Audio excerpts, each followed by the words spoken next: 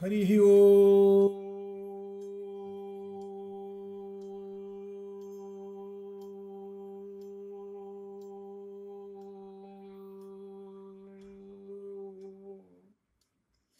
గురుబ్రహ్మా గురుర్విష్ణు గురుర్దేవో మహేశ్వరః గురుః సాక్షాత్ పరం బ్రహ్మ తస్మై శ్రీ గురవే నమః.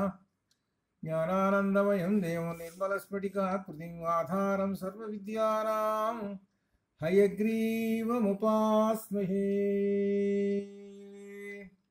నారాయణ సమారంభాం వ్యాసశంకరమధ్యమాం అస్మదాచార్యపర్యంతాం వందే గురుపరంపరాం. వ్యాసం వసిష్ఠనప్తారం శక్తే పౌత్రమకల్మషం పరాశరాత్మజం వందే సుఖతాతం తపోనిధిం. వ్యాసాయ విష్ణురూపాయ వ్యాసరూపాయ విష్ణవే నమో వై బ్రహ్మనిధయే వాసిష్ఠాయ నమో నమః. అతితుర్వదనో బ్రహ్మా ద్విబాహురపరో హరిః అఫాలలోచనః శంభుః భగవాన్ బాదరాయణః శృతిస్మృతిపురాణానాం ఆలయం కరుణాలయం నమామి భగవత్పాదం శంకరం లోకశంకరం. స్ఫురదిందు వికాసమందహాసాం స్ఫురదిందీవరలోచనాభిరామాం అరవింద సమాన సుందరాస్యాం అరవిందాసన సుందరీ ఉపాసే. శారదా శారదాంభోజ వదనా వదనాంబుజే సర్వదా సర్వదా అస్మాకం సన్నిధిం సన్నిధిం క్రియాతు. మౌనవ్యాఖ్యా ప్రకటిత పరబ్రహ్మతత్వం యువానం వర్షిష్ఠాంతే వసదృషిగణైరావృతం బ్రహ్మనిష్టైః ఆచార్యేంద్రం కరకలితవదనం చిన్ముద్రమానందమూర్తిం స్వాత్మారామం ముదితవదనం దక్షిణామూర్తిమీడే. విశ్వందర్పణ దృశ్యమాన నగరీ తుల్యం నిజాంతర్గతం పశ్యన్నాత్మని మాయయా బహిర్వోద్భూతం యథా నిద్రయా యస్సాక్షాత్ కురుతే ప్రబోధ సమయే స్వాత్మానమేవాద్వయం తస్మై శ్రీ గురమూర్తయే నమః. ఇదం శ్రీ దక్షిణామూర్తయే. బీజస్యాంతరివాంకురో జగదిదం ప్రాంగ్నిర్వికల్పం పునర్మాయా కల్పితదేశకాల కలనా వైచిత్ర్య చిత్రీకృతం మాయావీవ విజృంభయత్యపి మహాయోగీవ యస్వేచ్ఛయా తస్మై శ్రీ గురమూర్తయే నమః. ఇదం శ్రీ దక్షిణామూర్తయే. ఓం నమః ప్రణవార్థాయ శుద్ధజ్ఞానైకమూర్తయే నిర్మలాయ ప్రసన్నాయ దక్షిణామూర్తయే నమః. ఈ దక్షిణామూర్తి స్తోత్రానికి శుభ్రంగా చక్కగా ఈ ప్రతిపదార్థ తాత్పర్యాలు విశేషాలతో ఒక రోజు మనం ప్రత్యేకంగా ఒక క్లాసు నిర్వహిస్తాం. ఇది బాగా తెలుసుకోదగినటువంటిది. ఇవాళ గురువారం కదా, అందువల్ల దక్షిణామూర్తి గారిని మనం వివరించుకొని దీనిలోకి వస్తున్నాం. దక్షిణామూర్తి స్తోత్రంలో చాలా గొప్ప విశేషాలు, మొత్తం బ్రహ్మజ్ఞానం అంతా ఇమిడి ఉన్నది ఇందులో. అట్లా అనమాట. సరే, ఇవాళ క్లాసులో బ్రహ్మసూత్ర భాష్యంలో దేవతాధికరణాన్ని అధ్యయనం చేస్తున్నాం. ఈ దేవతాధికరణంలో అధ్యయనం చేస్తున్నాం. ఇందులో విశేషం ఏమిటంటే, దేవతాధికరణానికి ముందు చెప్పినటువంటి విషయములు ఏమిటంటే, మనుష్య అధికారత్వాత్ ఈ మానవులకు చెప్పారన్నీ. ఇప్పుడు దహరోపాసన ఉన్నది మానవులకి, అంతర్యామి ఉపాసన ఉన్నది మానవులకి, వైశ్వానర ఉపాసన ఉన్నది మానవులకి. ఇట్లా ఈ ఉపాసనలన్నీ చెప్పుకుంటూ వచ్చారు. ఇవన్నీ మనుష్యత్వాతు అని చెప్పేశారు. ఇది 88వ సూత్రంలో మనుష్య అధికారత్వాతు వృద్ధి అపేక్షయాతు ఇదంతా. ఎందుకంటే మళ్ళీ వాళ్ళు ఏంటంటే, ఈ మానవులు ఆ బ్రహ్మజ్ఞానాన్ని పొంది ఆ మోక్షాన్ని పొందాలి కాబట్టి ఎలా పొందాలి అనేటువంటి దానికి ఇన్ని చెప్పుకుంటూ వచ్చేసారు. అందులో దీనిలో హృదయ అన్నీ ఉపాసన చేసుకోవడం, అహరోపాసన చేసుకోవాలంటే అంగుష్ఠమాత్ర పురుషో బభువ, అంగుష్ఠమాత్ర పురుష మధ్య ఆత్మని తిష్టది, ఇవన్నీ చెప్పుకుంటూ వచ్చేసారు. అటువంటి ఆ పరమాత్మని దర్శించండి అని ఈ మానవులకి వేదం చెబుతున్నది. మనం చదువుకుంటున్నది ఏంటి? వేదం. వేదం అంటే వేదంలో చివరి భాగం ఉపనిషత్తు, 4th చాప్టర్. ఆ వేదం చెబుతున్నది ఇట్లా, ఈ మానవులకి ఇట్లా తెలుసుకోండి. ఆ పరమాత్మ అంగుష్ఠమాత్ర అని చెప్పాడు. దానికి పూర్వపక్షాలు కూడా చెప్పాడు. అంగుష్ఠమాత్ర అంటే కొలత చెబుతున్నావు కదయా, మరి ఒక చోట అణువు అన్నాడు, మహా అన్నావు, మరి అంగుష్ఠమాత్ర అని చెబుతున్నావు ఏమిటయ్యా అంటే ఉపాసన కోసం అండి అని చెప్పాడు. అందుకని అంగుష్ఠమాత్ర అనేటువంటిది ఉపాసన కోసము అని చెప్పాడు. అందుకనే ఈ ధ్యాన యోగంలోకి పోవాలన్నమాట. 6వ అధ్యాయం ఆత్మసంయమ యోగం, భగవద్గీతలో ధ్యాన యోగం ఉంది. ఆ ధ్యాన యోగంలో ధ్యానం చేస్తుంటే అంగుష్ఠమాత్ర పురుషాన్ని మనం భావించుకొని సగుణ రూపంలో భావించుకొని ఆ రూపాన్ని మనం మన హృదయంలో ఉంచుకొని ఉపాసన చేస్తూ ఉండటము అనేటువంటి భావం అనమాట. అంటే ఏమిటంటే ఉపాసనకి ఏంటంటే సగుణ రూపం కావాలి. ఉపాసనకి సగుణంలోనే చేయగలుగుతాడు. నిర్గుణంలోనే ఏంటంటే చేసేది ఏమిటి అని అంటే ఋషీంద్రులు ఇటువంటి వాళ్ళందనమాట.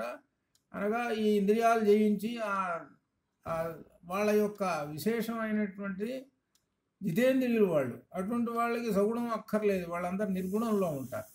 కాబట్టి సగుణోపాసకులైనటువంటి వాళ్ళందరూ కూడా చెప్పినటువంటిది. అందుకనే ప్రమితాధికరణంలో కూడా శబ్దాదేవ ప్రమిత అన్నాడు. శబ్దాత్ అంటే అర్థం ఏమిటనమాట? వేదం. శబ్దము అనే దానికి అర్థం ఏంటంటే వేదం. ఇక్కడ వేదం ఏంటి? ఉపనిషత్తు. ఆ ఉపనిషత్తు అనమాట. ఆ ఉపనిషత్తు ఏం చెబుతున్నది అని అంటే ఆ పరమాత్మ అంగుష్ఠమాత్ర మధ్యే ఆత్మని తిష్టతి అని చెప్పుకుంటూ ఈ మానవులకి చెప్పుకుంటూ వచ్చి మనకు మధ్యలో ఆ భాగవతంలో ఉన్నటువంటి వామనావతారంలో ఉన్నటువంటి ఒక ఉదాహరణని మనం జోడించాం, అక్కడ అనుసంధానం చేశాం. ఇంతవరకు చెప్పుకుంటుంటే ఇప్పుడు దేవతల గురించి వచ్చింది. దేవతాధికరణంలో కూడా వ్యాసమహర్షి బాదరాయణుల వారు కూడా ఏం చెప్పారంటే ఆ దేవతలు కూడా ఆ బ్రహ్మ విద్యను నేర్చుకోవచ్చండి అని చెప్పారు. దేవతలు కూడా దానికి ఉదాహరణ ఎక్కడయా అని అంటే దీనిలో తైత్తీర్యంలో వారుణి విద్య అని చెప్పుకున్నాం. ఆ భృగు మహర్షి అక్కడికి చేరి వరుణదేవుడి దగ్గరికి చేరటం, నేర్చుకోవటం ఇదంతా ఉన్నది. అట్లనే ప్రజాపతి దగ్గరికి విరోచనుడు, ఇంద్రుడు చేరి వాళ్ళు కూడా నేర్చుకున్నారు అనే విధంగా ఒక ఉదాహరణలు ఉన్నాయి అన్నమాట. అనగా మానవులే కాకుండా దేవతలు కూడా ఆ బ్రహ్మ విద్యను అభ్యసిస్తున్నారు అనేటువంటి విషయం ఇంతవరకు మనం చదువుకున్నటువంటిది. అయితే ఇక 90వ సూత్రంలో చెబుతున్నది అనమాట. దేవతాధికరణం అన్నాడు కదా. దేవత అంటే అనేక దేవతలు, బహువచనం వేశాడు. దేవతా బహువచనం అన్నమాట. దేవతాధికరణం ఏమిటో ఆ దేవతల గురించి 90వ సూత్రంలో చెబుతున్నాడు. విరోధ కర్మణి ఇది చేత్ నా అనేక ప్రతిపత్తే దర్శనాత్. దేవతలు దేహధారులైనచో కర్మణి అంటే ఇప్పుడు మానవులు దేహం ఉన్నటువంటి వాళ్ళు, మానవులు దేహం ఉన్నటువంటి వాళ్ళు కనుక వాళ్ళు యజ్ఞయాగాది కృతులు చేస్తుంటారు, కనపడుతుంటారు, అందరికీ సరిపోతుంది. మరి దేవతలకి మరి శరీరం ఉందా అని ప్రశ్న వేశారు. మానవుల మాదిరిగానే శరీరం ఉందా? లేదండి. ఎలా ఉన్నారంటే ఒక కాంతి పుంజం, అది అంతే, ఒక శక్తి అంతే. అంతేగాని మానవుల మాదిరిగానే ఉంటే అప్పుడు ఏంటంటే మానవుడికి ఆహార నిద్ర భయమైథునములు సర్వసాధారణములు అని ఈ భూమి మీద ఉండేటువంటి ప్రాణికి అటువంటి ఆహారం, ఆకలి దప్పులు ఇటువంటివన్నీ దేవతలకి లేవు. అందుట్లో అశ్వేతగాత్రులు, అనిమిష నేత్రులు వాళ్ళు అటువంటి దేవతలు అన్నమాట. మరి అటువంటి దేవతలు యజ్ఞకర్మలలో యజ్ఞం చేయటంలో విరోధం కలుగుతుంది కదా అనటం అనేటువంటిది సరికాదు అంటున్నాడు. అంటే ఏమిటి? యజ్ఞం చేస్తుంటే ఇంద్రాయుస్వాహ అని అవిస్సు వేస్తారు, అంటే ఇంద్రుడికి చెందుగాకారని ఇంద్రుడికి వెళ్ళిపోతుంది. మరి ఒక ఆయన యజ్ఞం చేస్తున్నాడు, మరి అదే సమయంలో ఇంకొక ఆయన యజ్ఞం చేస్తున్నాడు, ఆయన ఇంద్రాయ స్వాహ అంటాడు, ఆయన ఇంద్రాయ స్వాహ అంటాడు. ఇట్లా ఒక 100 మంది అదే టైంలో ఒకే రోజున చేస్తున్నారు అనుకోండి, మరి ఇంద్రాయ స్వాహ అని అంటే మరి ఇంతమంది ఇంద్రులు ఉన్నారా? అది ప్రశ్న. ఇంతమంది ఇంద్రులు ఉన్నారా మరి అనేటువంటిది. మరి ఇంద్రాయ స్వాహ అంటున్నాడుగా మరి ఆయన. అది ఇక్కడ సమస్య వచ్చింది. అది అని అంటున్నామేమో. ఈ దేవతలకి అనేక రూపములు ధరించే శక్తులున్నాయి. అది దీంట్లో నువ్వు 100 కాదు 1000 కానీ యజ్ఞాలు చేస్తున్న ఇంద్రాయ స్వాహ అంటే అనేక మంది అనేక వేల దేవతలు పుట్టుకుంటూ వస్తారు. ఈ దేవత అనేటువంటిది ఒక శక్తి. నువ్వు ఇంద్రాయ స్వాహ అంటే ఇంద్ర అనేటువంటి శక్తి పుడుతుంది, ఆ శక్తికి వెళ్ళిపోతుంది అంతే. ఆ శక్తులు అనేకము అని అర్థం అన్నమాట దీనిలో అని దర్శనాత్ శాస్త్రాలు చెబుతున్నాయి, కనుక ఉపనిషత్తులు చెబుతున్నాయి అని చెబుతున్నారు. ఆ విషయం దీనిలో దేవతలు శరీర రూపధారణంలో ఇంద్రాది శరీర రూపధారణలో ఉంటారని అంటారు దేవతలు. అలా అయినచో యజ్ఞకర్మలలో ఎలా కుదురుతుంది అనేటువంటి దానికి ఇప్పుడు ఆ ప్రశ్నకు సమాధానం వస్తున్నది అని చెబుతున్నాడు. ఆ ప్రశ్నకు సమాధానమే ఇందులో మనకు బృహదారణ్యకోపనిషత్తులో వస్తున్నది అనమాట. శాకల్యుడి ఇక్కడ బృహదారణ్యకోపనిషత్తులో విశేషం ఏమిటనంటే, ప్రధానంగా యాజ్ఞవల్క్య మహర్షి గారు జనక మహారాజు గారి సభలో ఆయన తాను శ్రేష్టమైనటువంటి బ్రహ్మజ్ఞాని అని నిరూపించుకోవడానికి అనేక మంది ప్రశ్నలు వేస్తే వాటన్నిటి సమాధానాలు చెప్పుకుంటూ వచ్చేసేసారు. దానిలో శాకల్యుడు వచ్చేసాడు. ప్రశ్న పరంపర వేసుకుంటూ వచ్చాడు శాకల్యుడు అనేటువంటి ఒక ఋషి. అంతకుముందు మనం కొన్ని ఆర్తభాగుడు కొన్ని మనం చదువుకున్నాం. ఆ ఋషులు గార్గి కూడా వచ్చింది, గార్గి కూడా ఋషియే. వాళ్ళందరూ ప్రశ్నలు వేసేసారు యాజ్ఞవల్క్యుడిని. ఆ ప్రశ్నలు వేస్తే అన్నిటికీ సమాధానం చెప్పాడు యాజ్ఞవల్క్యుడు. వాళ్ళందరూ మెచ్చుకున్నాడు. ఈయన శ్రేష్టమైనటువంటి మహర్షి గారంటే బ్రహ్మజ్ఞానం కలిగినటువంటి వాళ్ళని వాళ్ళందరూ తీర్మానం చేసేసారు ఆ సభలో. అది ఒక వేద సభ అది. ఆ సందర్భంలో శాకల్యుడు ప్రశ్నలు వేశాడు. ఆ దేవతలు ఎంతమంది ఏమిటి అనేటువంటి ప్రశ్న వేశాడు ఆయన. దేవతలు ఎంతమంది అనే ప్రశ్న వేశారు. ఆ దేవతలు ఎంతమంది అనేటువంటి ప్రశ్న వేస్తే దానికి సమాధానంగా వస్తూ ఉన్నదనమాట. ఏమిటంటే ఎంతమంది అంటే 600 సహస్రాహ. ఇది దీనిలో బృహదారణ్యకోపనిషత్తులో ఉంది. 600 సహస్రాహ. ఇది ఈ పదానికి అర్థం ఏంటంటే 3306. అది మొట్టమొదట దేవతలు ఎంతమంది అని అంటే 3306 అని చెప్పాడు. ఆ తర్వాత శాకల్యుడు సరే మరలా దేవతలు ఎంతమంది అని మళ్ళీ ప్రశ్న వేశారు.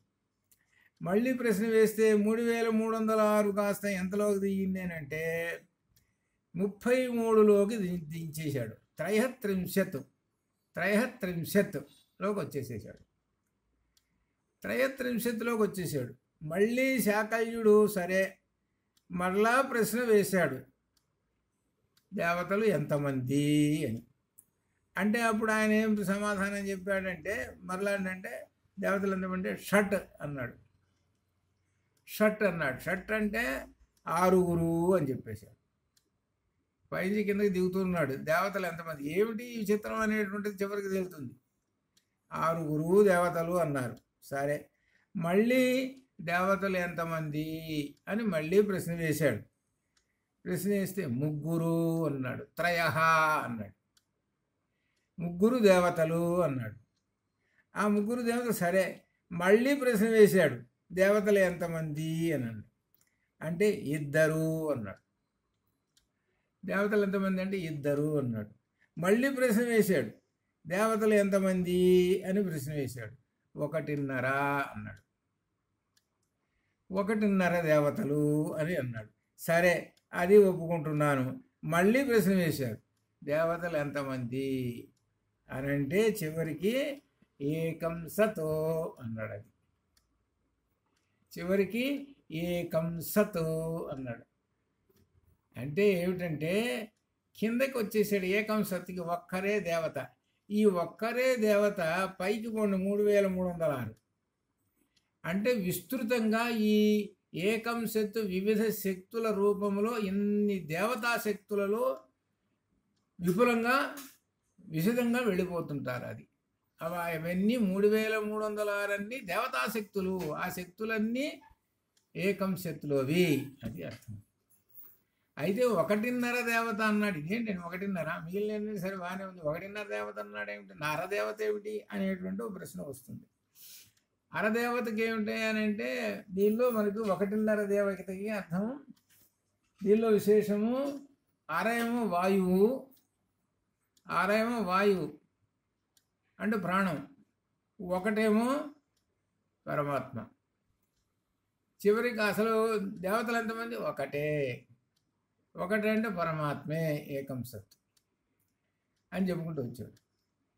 అనగా అర్థం ఏంటి? ఏకం సత్ అనేటువంటి ఈ పరమాత్మ అనేక దివ్య శక్తులతో, అనేక రూపములతో, అనేక పేర్లతో వ్యాప్తమై ఉంటుంది అని చెప్పటం. దీన్ని లలితలో ఏం చెప్పారు? 64 కోటి యోగిని గణసేవిత అని చెప్పారు. అది అంటే 64 కోట్ల శక్తులు, అమ్మవారివి 64 కోట్ల శక్తులు అని అక్కడ చెప్పారు. అది దేనిలోది? ఇది లలిత పురాణంలోది. పురాణంలోది అని అంటే పురాణం కన్నా పైన ఉన్నది వేదం. వేదంలో విస్తృతంగా 3306 చెప్పాడు. తర్వాత పురాణం విస్తృతం అవుతుంది, అందుకన 64 చెప్పాడు. అనగా పురాణంలో ఉండేటువంటి విషయం ఎక్కడి నుంచి వస్తుంటుంది? వేదంలో నుంచి వస్తుంటుంది. ఆ వేదంలో నుంచి వచ్చి ఇది 64 కోట్లని లలితలో చెప్పారు. కాబట్టి అనేకమైనటువంటి ఈ దేవతాశక్తులు ఉన్నాయండి. ఆ దేవతాశక్తులు ఈ యజ్ఞాలు చేస్తుంటే వాళ్ళు ఎంతమంది చేస్తున్నా సరే ఇంద్రాయ స్వాహ అని అంటున్నా వాళ్ళు ఆ శక్తులు తీసుకుంటూ ఉంటుంటాయి అని చెబుతున్నాడు. ఇక్కడ విశేషం ఏదనమాట, అక్కడ ఇంతమంది ఇంద్రులు ఉన్నారు కాబట్టి ఎన్ని యజ్ఞాలు చేస్తున్నా కానీ వీళ్ళు బహురూపములు ధరించి ఆహుతులు తీసుకుంటూ ఉన్నారు. ఒక్కోసారి అనిపిస్తుంటుంది, ఆంజనేయ స్వామి గుళ్ళో శనివారం మంగళవారాలు చేస్తుంటారు సరే పూజలు, ఇక్కడ ఈయన పూజలు చేస్తున్నారు సరే, నైవేద్యాలు పెడుతూ సరే, ఇంకొక చోట అనేక చోట్ల మరి ఎక్కడున్నాడు ఆంజనేయ స్వామి గారు అంటే అర్థం పరమాత్మ అని అర్థం. పోనీ వెంకటేశ్వర స్వామి అనుకోండి, రామచంద్రమూర్తి అనుకోండి, వాళ్ళందరూ దేవతలుగా భావిస్తున్నారు కదా మరి. కాబట్టి వీళ్ళందరూ దివ్య శక్తులు. ఏకం సత్తు పరమాత్మ ఒకటే, అనేక నామములతో, అనేక పేర్లతో, అనేక చోట్ల వాళ్ళు ఆ పరమాత్మ వివిధ రూపములు, వివిధ నామములతో ఉండి స్వీకరిస్తున్నారు. ఈ దేవతలందరూ స్వీకరిస్తున్నారు. వాళ్ళు బహురూపములు ధరించేటువంటి శక్తి సామర్థ్యములు కలిగినటువంటి వారు అని చెప్పేసి అట్లా 3306 అని మొట్టమొదటి చెప్పుకుంటూ వచ్చేసేసి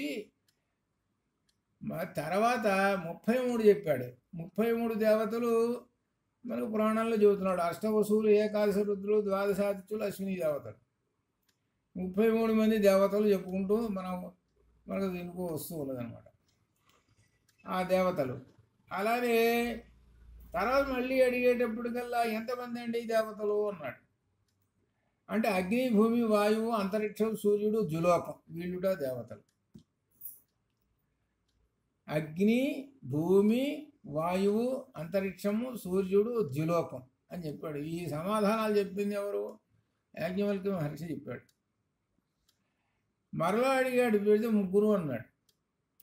పృథివీ ప్లస్ అగ్ని, అంతరిక్షం ప్లస్ వాయువు, ద్యులోకం ప్లస్ సూర్యుడు, ఇట్లా వీళ్ళు ఒక్కళ్ళు కలిపేసేసాడు, ఒక్కటొక్కటి చేసాడు అనమాట. మళ్ళా అడిగాడు, రెండు అన్నాడు. ఈ రెండు ఏమిటో? అన్నం, ప్రాణం. ఇది మాత్రం దేవతాశక్తి బాగానే ఉంటుంది. అన్నం, ప్రాణం. అన్నం, ప్రాణం. అన్నం బ్రహ్మేతి విజనాత్, అన్నం బ్రహ్మేతి విజనాత్, అన్నాద్ధేవ ఖల్విమాని భూతాని జాయంతే, అన్నేన జాతాని జీవంతి, అన్నం ప్రయంత్య విసంవసింతి తద్విజ్ఞాయ అని తెలుసుకున్నాడు ఆ వారుని విద్యలో. తర్వాత ప్రాణో బ్రహ్మేతి విజనాత్, ప్రాణాద్ధేవ ఖల్విమాని భూతాని జాయంతే, ప్రాణేన జాతాని జీవంతి, ప్రాణం ప్రయంత్య విసంవసింతి తద్విజ్ఞాయ తెలుసుకున్నాడు. ఆయన ఎవరు? భృగువు తెలుసుకున్నాడు. తర్వాత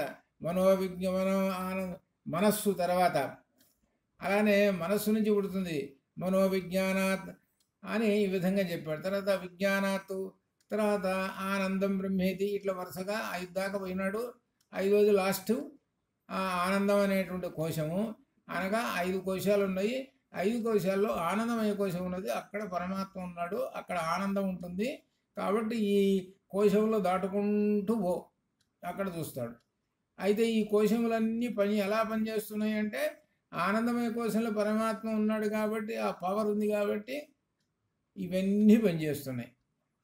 అన్నమయ కోశము, ప్రాణమయ కోశము, మనోమయ కోశము, విజ్ఞానమయ కోశము, ఆనందమయ కోశము, ఇవి మనలో ఉన్నటువంటి 5 కోశాలు. కోశము అని అంటే అర్థమైన ట్రెజరీ, ఒక నిధి, ఒక సంపద అని అర్థం అన్నమాట. అది 5 ఉన్నాయి. ఒకదానిలో ఒకటి, ఒకదానిలో ఒకటి, ఒకదానిలో ఒకటి ఏర్పరచబడి ఉన్నాయి. ఇదన్నమాట. ఇది చెప్పుకుంటూ వచ్చేసాడు. సరే, ఇక్కడ ప్రాణం విశేషం చివరికి వచ్చేసరికి ఏంటంటే అన్నం ప్రాణం అని చెప్పేశారు. మళ్ళీ ప్రశ్న చేస్తే 1.5 అని చెప్పాడు. ఏమిటి 1.5 అని అంటే, అరేమో ప్రాణము అని చెప్పేశాడు. ప్రాణం అంటే ఇక్కడ అర్థం ఏంటంటే వాయువు అనమాట. ఒకటేమో పరమాత్మ అనమాట. మళ్ళీ అడిగాడు, అసలు చెప్పే దేవతలు అంటే ఒక్కటే, ఆ ఒకడు ఏకం సత్ అన్నాడు. ఆ ఏకం సత్తుని చివరికి తేల్చేసేసాడు. అంటే ఆయన చెప్పేది ఏంటంటే, ఈ పరమాత్మ యొక్క వివిధమైనటువంటి శక్తులు ఇవన్నీ 33 మంది కోట్ల దేవతలు అని చెబుతున్నావే, 33 దేవతలని, వాళ్ళందరూ కూడా పరమాత్మయేను అని చెబుతాం. ఆయన యొక్క దివ్య శక్తులేను అని చెబుతున్నాడు.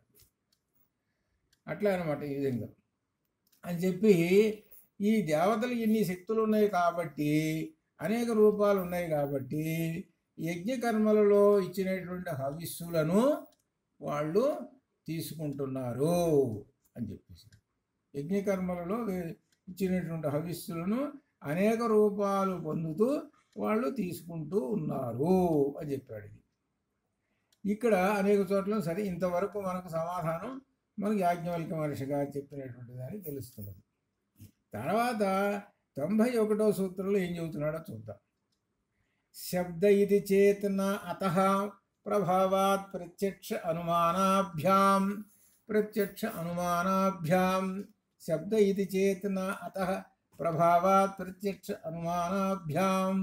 శబ్ద అనే మాట వచ్చిందంటే ఇందులో వేదము అని అర్థం. అంటే ఆ వేదం ఏంటి? ఉపనిషత్తు.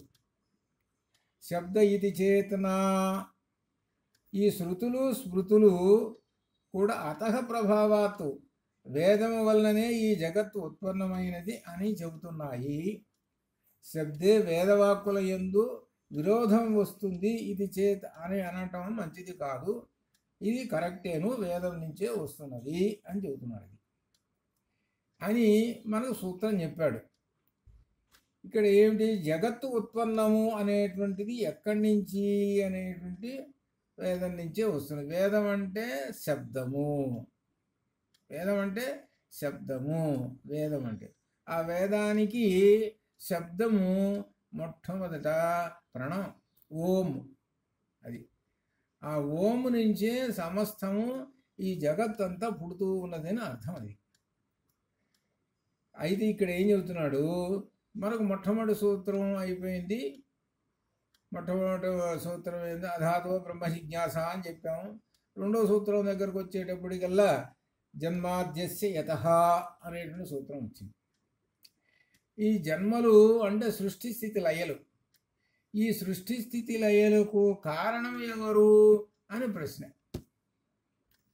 ఈ సృష్టి స్థితిలకు కారణం ఎవరు అనే ప్రశ్నలో ఆ శ్లోకంలో జన్మాద్యస్య యతః అనేటువంటి శ్లోకంలో చివరికి ఎవరుట, సత్యం పరం ధీమహి, సత్యం పరం ఆయన అన్నమాట.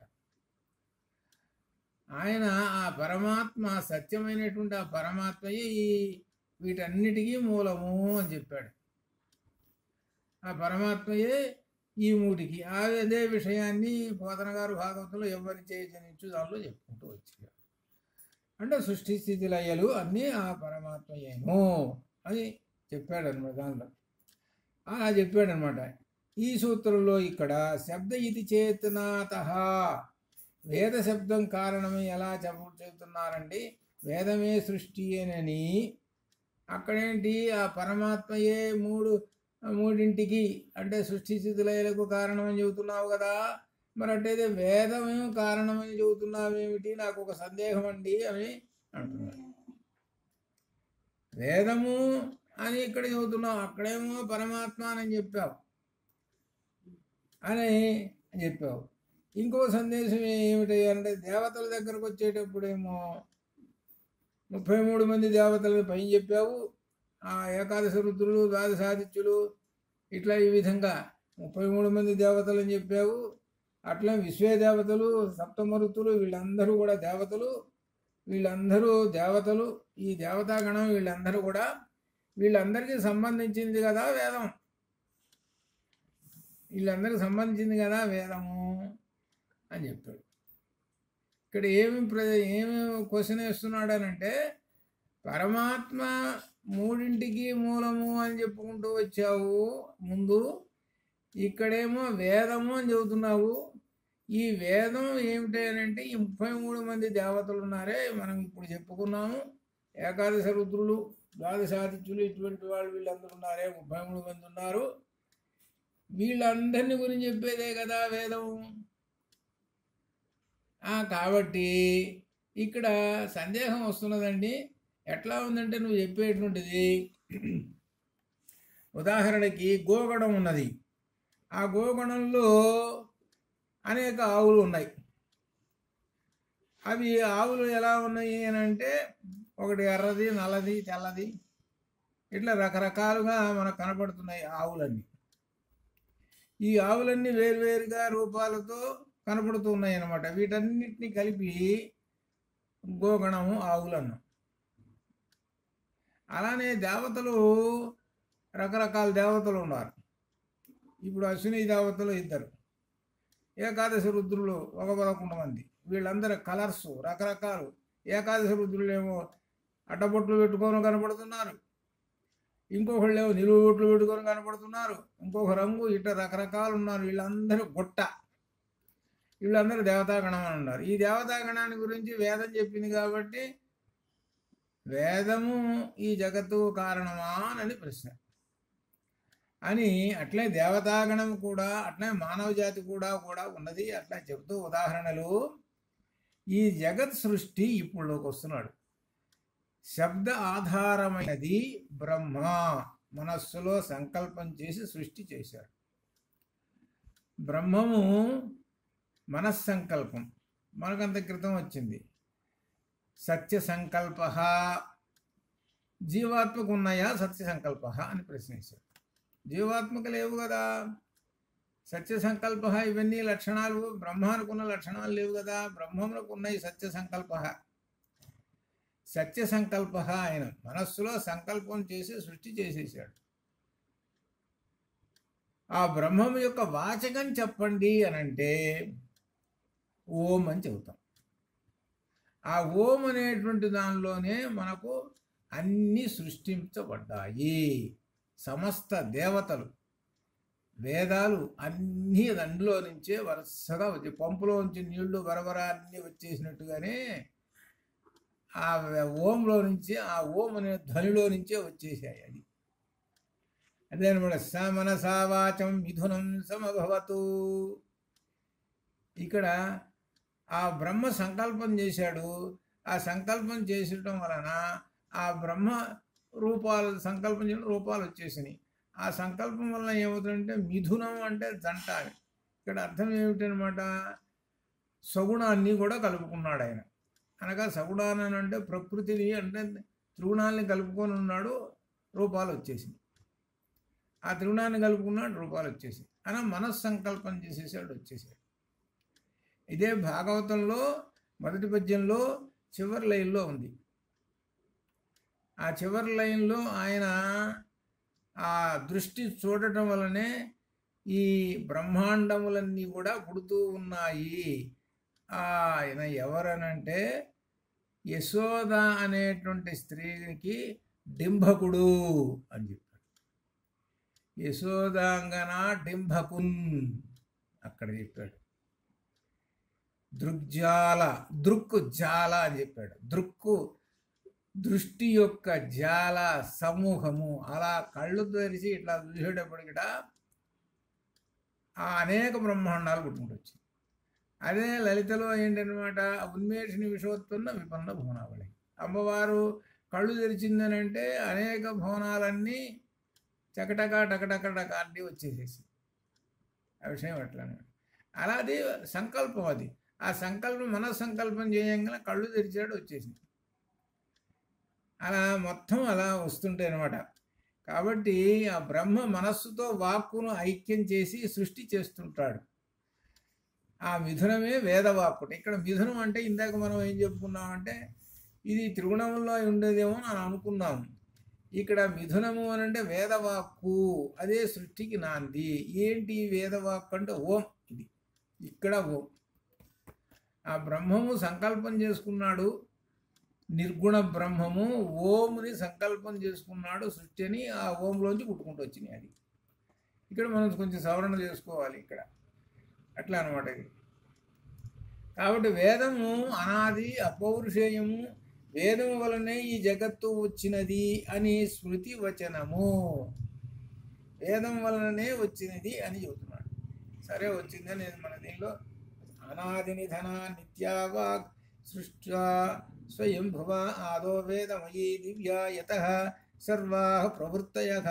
భారతం మొట్టమొదట ఆ నీళ్లలో విష్ణుమూర్తి ఉన్నాడట. ఆయన పడుకొని ఉన్నాడు. ఆయన నాభిలో నుంచి ఒక పెద్ద కమలం ఒకటి పైకి, కింద కాడ కనపడుతున్నది, పైన కమలం కనపడుతున్నది. ఆ కమలంలో ఆ బ్రహ్మదేవుడు గారు కూర్చున్నాడు. ఆ బ్రహ్మదేవుడు గారు కూర్చొని ఉన్నాడు. కింద ఈయన ఉన్నాడు కదా విష్ణుమూర్తి గారు. విష్ణుమూర్తి గారేమో తండ్రి అంటే పరమాత్మ అని అర్థం. ఈయన ఏమి ఇచ్చాడట ఆయనకి, బ్రహ్మదేవుడికి 4 వేదాలు ఇచ్చాడట. చదువుకోరా నాయనా అని చెప్పాడట. 4 వేదాలు ఇస్తే ఆ పట్టుకున్నాడు చదువుకోవటానికి. ఇంతలో ఒక రాక్షసుడు వచ్చేసేసాడు. రాక్షసుడు పరిగెత్తుకుంటూ వచ్చేసేసి, సోమకుడు అనే రాక్షసుడు పరిగెత్తుకుంటూ వచ్చేసేసి ఆ చేతిలో ఉన్న 4 పుస్తకాలు కాస్త వాడు కాజేసుకొని నీళ్లలో పోయినట్టు. వాడు నీళ్ళలో పోయినట్ట. నీళ్ళలో పోయేటప్పటికి ఆయన నాకు పుస్తకాలు కాజేశాడు, ఎవడో వచ్చి ఒకడు రాక్షసుడు వచ్చి కాజేశాడు, నీళ్ళలో పరిగెత్తాడు వాడు అన్నట్ట. అనేటప్పటికి తండ్రి మరి కుమారుడిని మరి విద్యావేత్త చెయ్యాలి కదా. దీనిలో అంతరంగికమైన అర్థాలు ఉంటాయి ఈ పురాణ కథల్లో. సరే పోతే పనిలేరా, పోతే పనిలే, హాయి తిని కూర్చోరా అన్నాడా? తండ్రి అనలేదు కదా. ఏం చేశాడంటే, సరే నేను పట్టుకొని వస్తానురా మళ్ళీ ఆ వేదాలని, సరే అటు కూర్చో అని ఈ విష్ణుమూర్తితో మత్స్యావతారం ధరించాడు. ఎందుకు మత్స్యావతారం ధరించాడంటే నీళ్లలో పోవాలిగా ఆయన, నీళ్లలో ఉన్నటువంటి వాడిని పట్టుకోవాలిగా, నీళ్లలో ఉన్నవాడిని పట్టుకోవాలి. ఆ వెతికి వాడిని పట్టుకున్నాడు. సోమకుడు అనే రాక్షసుని పట్టుకున్నాడు. వాడిని సంహరించేసేసాడు. ఆ సంహరించేసి మళ్ళీ వేదాలు తీసుకొచ్చి చదువుకోరా అన్నట్ట. ఆ చదువుకోరా అనే తర్వాత పట్టుకున్నట్ట. ఏదో ఒక పేజీ చదువుకున్నాడో లేడో మళ్ళీ 2 వచ్చారట. రాక్షసులు. ఇద్దరు వచ్చి రాక్షసులు, నువ్వేమి పెద్ద మొనగాడు అనుకుంటున్నావా ఏమిటో, నీ సంగతి తేలుస్తాము అనుకుంటూ ఆ బ్రహ్మదేవుడి మీదకు పరిగెత్తుకుంటూ వస్తున్నారు. వాళ్ళిద్దరు మధుకైటవులుట. అప్పటికి విష్ణుమూర్తిట అమ్మయ్య సరే ఇప్పటికి నేను రెస్ట్ తీసుకోవచ్చు కదా అని నిద్రపోతున్నట్ట. ఈ రాక్షసులే బ్రహ్మదేవుడి మీదకు వస్తున్నారు. వస్తుంటే మళ్ళీ బ్రహ్మదేవుడుట మళ్ళీ నెమ్మదిగా తండ్రి దగ్గరికి పరిగెత్తుకుంటూ పైన కాడగొట్టుకొని కిందకి దిగాట. ఆ కిందకి దిగి నిద్రపోతున్నాడు. తండ్రిని ఎట్లా లేపాలి, అది ఇప్పుడు సమస్య. తండ్రిని ఎట్లా నిద్ర లేపాలి? నిద్రలో ఉన్నాడు. నిద్ర అంటే మాయ ఆవహించి ఉంది ఆయన్ని. అందుకని మాయాదేవతను ప్రార్థించాడు బ్రహ్మదేవుడు. ప్రార్థించేటప్పటికీ ఆ మాయ తొలగిపోయింది. అంటే కళ్ళు తెరిచాడు. ఆ కళ్ళు తెరిచేటప్పటికి కొడుకు చెప్పేశాడు బ్రహ్మదేవుడు, అదిగో పరిగెత్తుకుంటూ వస్తున్నా, నన్ను చంపడానికి వీళ్ళు ఆ రాక్షసులు అన్నట్ట. సరే నేను వాళ్ళ సంగతి చూస్తాను రా అన్నట్టు. ఆ మధుకైటవుల కోసం వాళ్ళని ఉపాయం చేత వాళ్ళని గుర్తు చేసేసాడు ఆ రాక్షసుని. ఇప్పుడు బ్రహ్మదేవుడికి ఎటువంటి ఆటంకం లేకుండా శుభ్రంగా ఆ పుస్తకాలు పెట్టుకొని శుభ్రంగా చదువుకోవచ్చు. ఇటువంటి ఆటంకాలన్నీ తండ్రి ఏం చేశాడు, తీర్చివేసేసి కొడుక్కి శుభ్రంగా జ్ఞానబోధకి చక్కగా చదువుకోరాలని పైన కూర్చోబెట్టి చదువుకుంటూ, ఆ తర్వాత నీ యొక్క కార్యక్రమం ఏమిటంటే సృష్టి చేయటము, కాబట్టి సృష్టి చేస్తూ కూర్చోరా, నీ డ్యూటీ ఇది అన్నాడు. సరే ఓకే అన్నాడు, డ్యూటీ చేస్తున్నాడు. ఇది మనకు ఆ పరమాత్మ నుండి వచ్చినటువంటి బ్రహ్మదేవుడు ఉన్నాడే, ఆ కథ వల్ల మనం తెలుసుకునేటువంటి ధ్వనిగర్భితమైన అర్థాలు, విశేషాలు అన్నమాట. అట్లా ఆ పుస్తకాలు ఎవరిచ్చారు? పరమాత్మ ఇచ్చాడు. పరమాత్మ అంటే భగవంతుడు. అనగా భగవంతుడు అంటే పరమాత్మ అంటే అర్థం అపౌరుషేయం. అపౌరుషేయం అంటే అర్థం ఏమిటి? పుట్టుక ఉండేవన్నీ పురుష, పుట్టుక ఉండేవన్నీ. ఇప్పుడు ఇంద్రుడు ఉన్నాడు, అందుకనే మనకు ఆ బ్రహ్మ భవనాల్లోకి పర్యంతం అని చెప్పాడే, వాళ్ళందరికీ జనన మరణ చక్రం ఉందండి అని చెప్పాడు. ఇప్పుడు మనకు 33 మంది దేవతలని చెప్పుకున్నామే, వీళ్ళందరూ వస్తుంటారు పోతుంటారు, వస్తుంటారు పోతుంటారు. వీళ్ళందరూ కూడా వస్తూ ఉంటారు పోతుంటారు. కానీ వస్తుంటారు పోతుంటారు లేకుండా ఉండేటువంటి వాడు, స్థిరంగా ఉండేటువంటి వాడు ఏకం సత్. అది ఆ ఏకం సత్తునే అపౌరుషేయము. ఆ అపౌరుషేయం అక్కడి నుంచే వేదాలు వచ్చినాయి అని అర్థం. ఆ ఏకం సత్తే ఎవరంటే బ్రహ్మము. ఆ బ్రహ్మము మనస్సంకల్పం చేశాడు. అంటే మిథునం అంటే కలిసి, బ్రహ్మము ప్లస్ ఓం. అది బ్రహ్మము ప్లస్ ఓం ఈజ్వల్ పరమాత్మ అని అర్థం. మిథునం అంటే జంట అని కదా అర్థం. ఈ జంట అంటే అర్థం ఏమిటి? ఓం కూడా కలిసింది అట్లనమాట. ఆ బ్రహ్మము సంకల్పం చేసుకున్నాడు. ఆ సంకల్పం చేసుకోగానే ఓంలో నుంచి సమస్తమైనటువంటి ఈ వేదాలు కానీ దేవతలు కానీ అందరూ వచ్చేసేసారు అని చెప్పారు. అని చెబుతుండే ఇట్లా వేదం అపౌరుషేయము అని చెప్పాడు. వేదం వల్లనే జగత్తు వచ్చినది అని చెబుతున్నాడు. కాబట్టి వేదస్వరూపుడు ఎవరు? ఆ పరమాత్మ అయిను అని అర్థం. అది మన ఇంట్లో వేదం ఉంది, మీకు ఒకసారి బొమ్మ కూడా పెట్టాను అనుకుంటాను. ఆ వేదం బరువు ఎంతంటే 10 కిలోలు. 10 కిలోల బరువు ఉంది వేదం. అది దానిలో అంత దేవనాగరి లిపే మొత్తం. దానిలో నాకు వచ్చినటువంటి మంత్రాలు ఇవన్నీ కూడా కొటేషన్స్ అని గుర్తుపెట్టి మధ్యలో స్టిక్లు కూడా పెట్టాను, గుర్తుపెట్టాను మంత్రాలు ఎక్కడెక్కడ ఉన్నాయి ఏమని.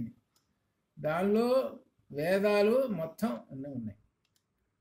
7,000 రూపాయల పుస్తకం అది. ఆ పుస్తకం అలా ప్రింట్ కావడానికి ఇక్కడ రేమళ్ళ అవధానులు గారు దాని చరిత్ర అంతా చెప్పుకుంటూ వచ్చారు. శంకరదయాళ శర్మ రాష్ట్రపతిగా ఉన్నప్పుడు ప్రత్యేకంగా వేదాలన్నిటినీ తీసుకొచ్చి ఒక చోట పోగు చేసి ప్రింట్ చేయించారనమాట రాజస్థాన్ వాళ్ళు. ఏదైనా పుస్తకంలో ఒక మంత్రాన్ని చూసుకోవాలనుకో, ఆ రెఫర్ చూసుకుంటే దానిలో కరెక్ట్గా ఏమాత్రం అక్షరం మొక్క దోషం లేకుండా ఉంటాయి. అదే అనమాట. అది ఆ వేదం. అందుకని నా పూజా గదిలో వేదం ఉంటుంది. అది వేదము అంటేనే పరమాత్మ, ఓం అని అర్థం. అది అట్లా. అందుకనే మన వాళ్ళు చిన్నప్పుడు పిల్లలకి నేర్పుతుంటారు ఒక విషయం ఏమిటంటే, పుస్తకం కాలు నడుస్తుంటే ఆ పుస్తకం తగిలింది అనుకోండి, ఈ కాలు తగిలింది అనుకోండి పుస్తకానికి, అప్పుడు నమస్కారం చేయటం నేర్పు. అంటే అర్థం, పుస్తకం అంటే అర్థం ఏమిటి? అక్షరం. పుస్తకంలో ఉండేది ఏంటి? అక్షరం. అక్షరం అంటే ఎవరు? పరమాత్మ. అరే పరమాత్మ దాన్ని ఎవరా అని ఎప్పుడు పరమాత్మను గుర్తుపెట్టుకో అనేటువంటి భావం అది. అది కల్పన చేశారు అప్పుడు వాళ్ళు. అట్లా అనమాట అది.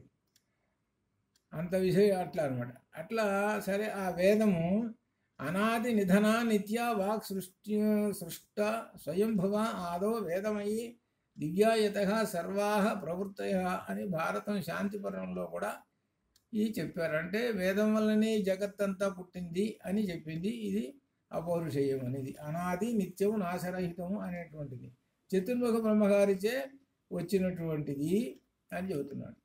చతుర్ముఖ బ్రహ్మగారు 4 ముఖాలు ఉన్నాయంటే 4 ముఖాల్లో నుంచి ఆయన ఎప్పుడు 4 వేదాలు చదువుతూ ఉంటుంటాడు, అది అర్థం. అలా అది సృష్టికర్త ఏం చేశాడు? బ్రహ్మగారిని ఏం చెప్పాడు విష్ణుమూర్తి? అబ్బాయి నువ్వు సృష్టి చేయరా అన్నాడు. అనేటప్పటికీ ఈ బ్రహ్మగారు మనస్సంకల్పం చేస్తుంటాడు. ఇంతమంది ప్రజాపతులు రండి. ఏది 14 మంది ప్రజాపతులు వచ్చేసేసారు. 14 మంది ప్రజాపతులు. ఆ ప్రజాపతుల్లో 14 మందిలో దక్ష ప్రజాపతి ఒకడు. అట్లా మీరు సృష్టి చేయండి అని అన్నాడు. అట్లా సృష్టి ఈ విధంగా చేసుకుంటూ వచ్చారు. దానిలో సనక సనందనాథులు అనేవాళ్ళు 4 ఉన్నారు. సనక సనందనాథులు, అరే మీరు కూడా చేయండి రా అని అన్నాడు. మేము మాత్రం చేయము అని అన్నారు. మేము ఎప్పుడు ఆ బ్రహ్మను భరిస్తూ ఉంటాం మేము అని అన్నారు. సరిపో అని వాళ్ళని వదిలేశాడు. వీళ్ళందరూ ఎవరు? బ్రహ్మదేవుడు సంతానం. ఈ ప్రజాపతులు వీళ్ళందరూ కూడా బ్రహ్మదేవుడి సంతానం. బ్రహ్మదేవుడి సంతానం వీళ్ళందరూ కూడా అదేనమాట. ఏది మనువులు వీళ్ళందరూ కూడా ఆయన యొక్క సంతానం, బ్రహ్మదేవుడి యొక్క సంతానం. ఇట్లా వీళ్ళందరూ అనమాట. దీనిలో సనక సనందనాథులు మాత్రం పక్కకు తెలియారు. మేము సృష్టి చెయ్యం. మీరు సృష్టి చేస్తే ఏమవుతుంది? నాకు అప్పుడు ఏమనుకుంటుంది, నేను ఒకళ్ళకి తండ్రిని కావాలి, నాకు ఒక మనవడు, ఈ విధంగా నేను పెట్టుకోవాలి, ఈ సంసారం కూడా ఇదంతా గందరగోళం పెట్టుకోవాలి, నా మాకు అది అక్కర్లేదు, నేను ఇంతేనన్నారు. సరే పోటురా అని అన్నాడు. ఆ కొడుకులను వదిలేశాడు. వాళ్ళకి ఏమిటి? తాడు బంగారం లేనివాడు అంటారు చూశారు. మనకి ఏది మనకు లోకంలో తాడు బంగారం లేనివాడు రా వీడు, ఏమి లేదు, ఎక్కడ పడితే అక్కడ తిరుగుతుంటున్నాడు, వీడికి ఇల్లు లేదు, ఏమి లేదు. అట్టనే ఈ సనక సనందనాథులు ఎక్కడికి పోతారో, ఏ లోకానికి పోతారో, ఎప్పుడు ఉంటారో, ఎక్కడుంటారో ఎవడికి తెలియదు. గిర్రని తిరుగుతూ ఉంటుంటారు. అది విష్ణులోకం పోయి విష్ణుదేవుడిని చూడాలి, ఆ దేవుడిని చూడాలి, ఈ దేవుడు, ఇది వీళ్ళు బ్రహ్మజ్ఞాన సంపన్నులు. వీళ్ళు సనక సనందనాథులు ఏకవింశతి అవతారాలలో నారాయణుని ఏకవింశతి అవతారాలు ఒక అవతారం అంది. అది అసలు విశేషం. అట్లా అనమాట. అది భాగవతంలో వస్తుంది మనకి. సరే, ఇట్లా ఆ విధంగా బ్రహ్మదేవుడు సృష్టి చేశాడు అని చెప్పాడు. ఇక చెబుతున్నాడు అనమాట. ఒక గొప్ప విశేషం రాబోతున్నది. శబ్దోచ్చారణ ధ్వని భేదము అనుసరించి కలిగే అర్థజ్ఞానము, దీనిని స్ఫోటవాదము అంటారు. దీన్ని స్ఫోటవాదము అని అంటారు. మీరు చదువుకునేటప్పుడే మా గురువుగారు అన్నారు స్ఫోటవాదం అని. అది అప్పుడేదో సూక్ష్మంగా ఎప్పుడో అప్పుడు విన్నామది. ఇప్పుడు మళ్ళీ స్ఫోటవాదం వస్తుంది. స్ఫుట అంటే స్పష్టమైనటువంటి అని అర్థం. అంటే దాన్ని స్ఫోటవాదం అని అంటారు. ఏమిట అంటే ఇది శబ్దం పలకడం, ధ్వని భేదం, ఆ శబ్దంలో కూడా పలికేటువంటి భేదం అనుసరించి అర్థజ్ఞానం. ఇప్పుడు ఒక పదం ఉంది, అమ్మ అనే పదం ఉంది. ఆ పదాన్ని ఉచ్చారణ చేయాలి. ధ్వని భేదము 10-15 రకములుగా ధ్వని భేదంగా పలకచ్చు. ఆ మాటని కరుణరసంతో పలకచ్చు, కోపంతో పలకచ్చు. అంటే ఆ సౌండ్ వలన ఏమొస్తుంది? ధ్వని సౌండ్ వలన అక్కడ భావాలు వేరు వేరు వేరు వేరు వేరు వేరు అయిపోతాయి. ఒక పదాన్ని అట్లా అనమాట. దాన్ని బట్టి ఒక స్ఫోటవాదం అనేటువంటిది ఒకటి వచ్చిందనమాట ఈ లింగ్విస్టిక్స్లో, ఈ భాషా దీనిలో. మన తర్వాత వ్యాకరణానికి వస్తుంది దానిలో స్ఫోటవాదం. ఆ వాదము శంకరాచార్యుల వారు ఈ వాదాన్ని ఇక్కడ నిరాకరించారు. ఇక్కడ పెట్టుకోవాకండి, మిగిలిన చోట పెట్టుకోండి. వేదంలో మాత్రం ఇక్కడ పెట్టుకోవాకండి. వేదంలో మాత్రం ఉండేది ఏంది అని అంటే ఒకటే విషయాన్ని చెబుతూ ఉంటుంటారాయా ఆ పరమాత్మన గురించే కానీ అని. అంతేగాని మిగిలిన ఈ లోక వ్యవహారంలో రకరకాలైనటువంటి అర్థాలతోటి ఉండిపోతుంటాయి. పొర వెధవ అంటుంటాడు, ఇది లోక వ్యవహారంలో. కానీ వెధవ అనేటువంటి పదానికి అర్థం వేరు. పొర వెధవ అంటే అదేంటి, వాడి ఉద్దేశంలో ఏమిటి, మరో పరిమాణంలో పొరానని అర్థం. ఆ వెధవ అనే శబ్దం ఏంటి, సంస్కృత శబ్దం అది. అది ఇక్కడ ఏమొస్తుందన్నమాట, ఆ స్ఫోటవాదం దాన్ని పెట్టుకుంటే స్పష్టమైన అర్థన వచ్చేటట్టయితే వాడి కోపం వస్తుంది. అట్లాగా వీడి ఉద్దేశం ఏ ఉద్దేశంతో అన్నాడు అని అంటే ఏదో పరిమాణం వాడో పొరానని అర్థం. కానీ ఆ శబ్దానికి అట్లా అర్థం చేసుకుంటే ఇంత విపరీతమైన అర్థాలతోటి ఇట్లా వచ్చారు అని వస్తాయి.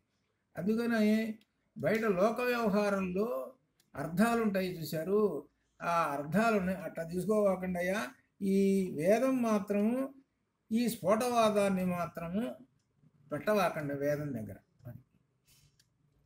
మనం నిత్య జగత్తులో స్ఫోటవాదం ఉంటుంటుంది అనమాట. నిత్య జగత్తులో స్ఫోటవాదం అంటే ఇది ఇప్పుడు మనం చెప్పాం కదా, ఈ పదాన్ని అర్థం అసలు వేరు, కానీ తేలిగ్గా తీసుకొని కొట్టిపారేస్తుంటాడు. అబ్బా వాడు రాక్షసుడు రావాడు అని అంటారు. వాడు రాక్షసుడు రా అంటారు. మరి రాక్షసుడు అంటే ఏంటో ఎలా ఉందో పురాణాల్లో చూపించాడు. రాక్షసుడు అంటే సహజంగా వాడు రాక్షసుడు రా అని అంటే అని అర్థం చెప్పిన వాడు ఏమిటి రావాడు అనేటువంటి మాటని ఇట్లా పడేస్తుంటారు. అది అనమాట, అది స్ఫోటవాదం. అది సరే. ఇక్కడ స్థావర జంగమాలు, దేవతలు, మానవులు, సమస్త ద్రవ్యములు అనిత్యములే. ఈ సంగతి తెలిసినటువంటిది.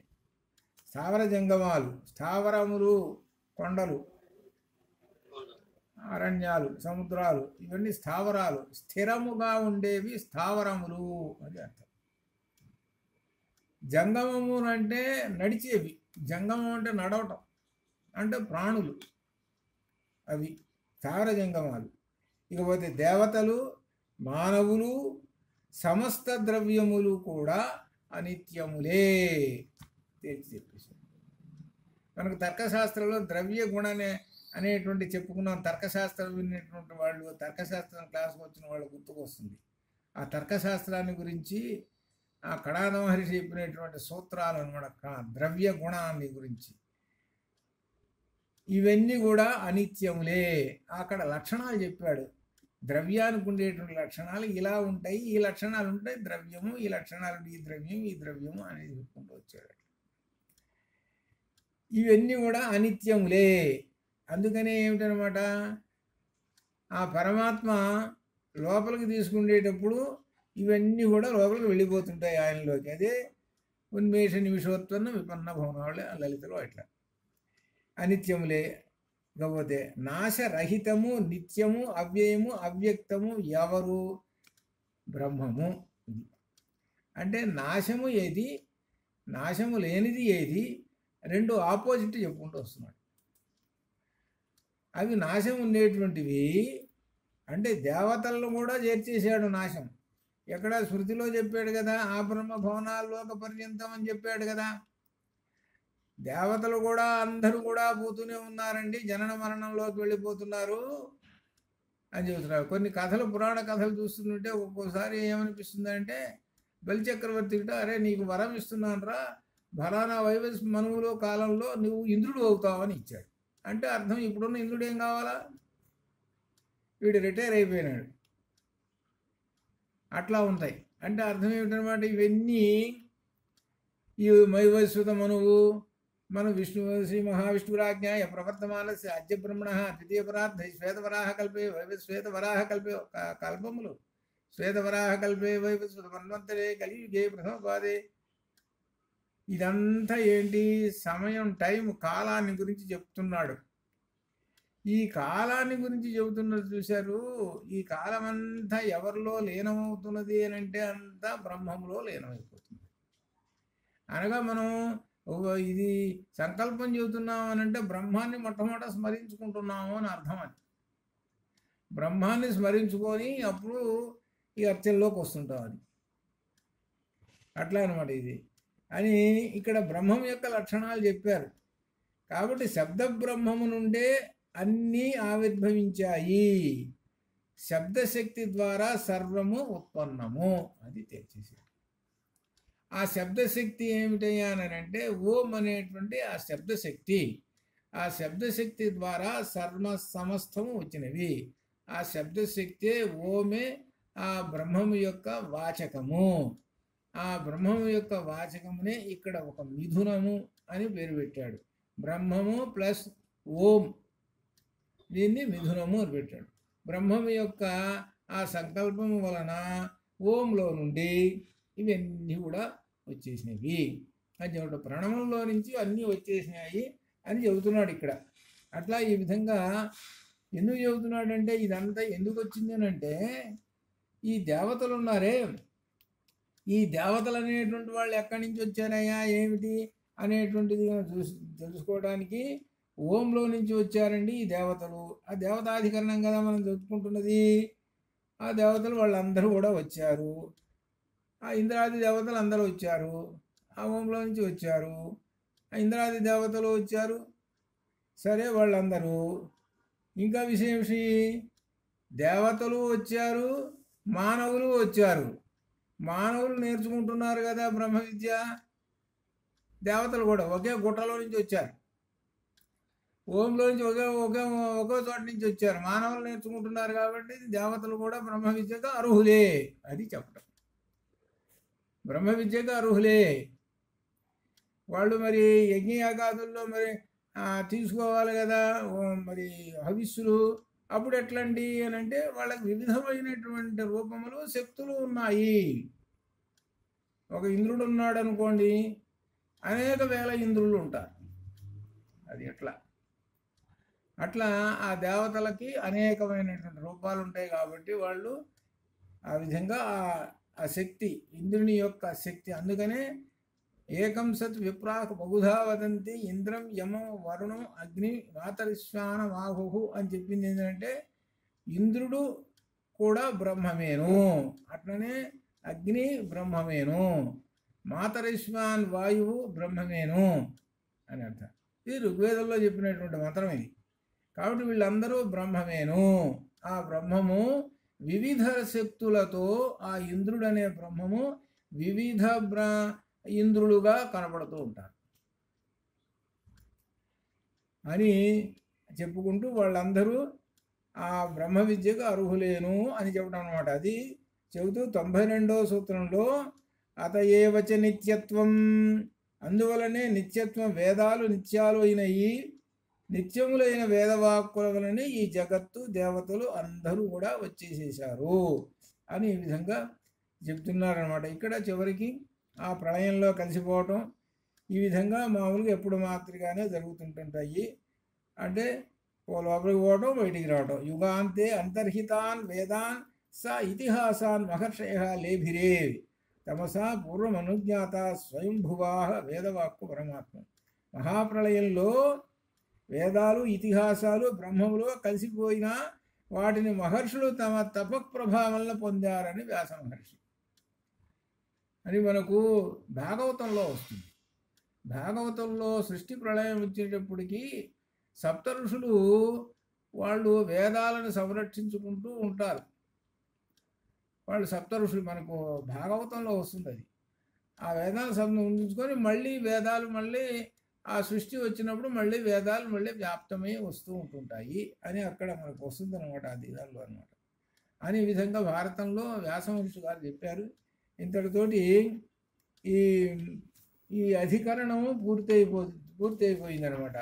ఈ అధికరణం పూర్తయిపోయింది. తర్వాత అధికరణం మనకు ప్రారంభం అవుతుంది. అది తర్వాత అధికరణం ఇదే ఇంకా అధికరణం ఇంకా ఉంది. 93వ సూత్రం ఉంది. ఇంకా 93వ సూత్రం, ఇంకా 94, 95 ఈ సూత్రాలు ఈ దేవతాధికరణలు దేవతల గురించి తెలుసుకోవడం ఉన్నది. అందువలన రేపు మరలా మనం ఈ దేవతాధికరణాన్ని మరలా అధ్యయనం చేద్దాం. అంతవరకు శుభం భవతు. ఓం పూర్ణమదః పూర్ణమిదం పూర్ణాత్ పూర్ణముదచ్యతే పూర్ణస్య పూర్ణమాదాయ పూర్ణమేవావశిష్యతే. అసతో మా సద్గమయ తమసో మా జ్యోతిర్గమయ మృత్యోర్మామృతంగమయ. ఓం శాంతి శాంతి శాంతి. శుభం భవతు. నమస్కారం గురుగారు.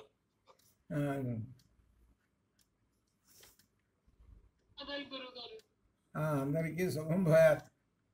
Recording stopped.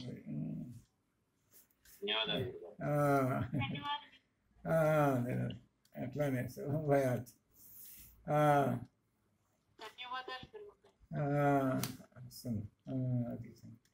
అది ఇవాళ ఏదో శ్లోకరత్నం మళ్ళీ పట్టుకురాలి, ఎప్పుడో ముందు పట్టుకొస్తాడు శంకర్. రత్నం ఎక్కడ చాలా పుస్తకాలు ఉన్నాయి, బ్రహ్మ విద్యకు సంబంధించిన పుస్తకాలు చాలా. పుస్తకం కొనటంలో నేను చాలామందిని చూశాను కదా, నాకు ఎవరు చెక్కలేదు. కాదే ఒకరిద్దరు మా గురుగారు ఎప్పుడున్నా ఉన్నారే కానీ పుస్తకం కనపడేది అని అంటే దాని మీద ఇంత రేటే ఎందుకు అనవసరం అనుకునేది లేదు. కటక్కనే ఎంతైనా సరే వేసుకుని రావటమే, అంతే. అంతే ఆ పుస్తకం అంటే ఆ జ్ఞానం అనేటువంటిది ఏం చేస్తుందంటే, చీమ ఏం చేస్తుంటుంది, ఎక్కడ బెల్లం ఉంటే అక్కడ పెరిగెత్తుతుంటుంది. అట్లనే జ్ఞానం అనేటువంటి రసం ఎక్కడైతే ఉందో అక్కడికి ఈ జీవుడు పరిగెత్తుతుంటాడు. ఈ జ్ఞాన రసం తక్కువని పట్టుకోవాలి, ఆ పుస్తకం పట్టుకోవాలి, దానిలో అనేటువంటి విషయం ఏదో తెలుసుకోవాలి. ఆనందం అది.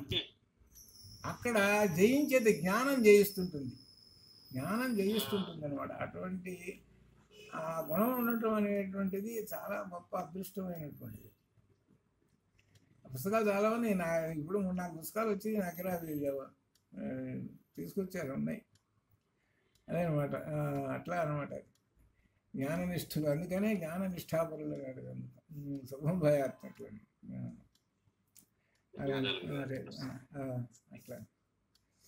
అట్లనే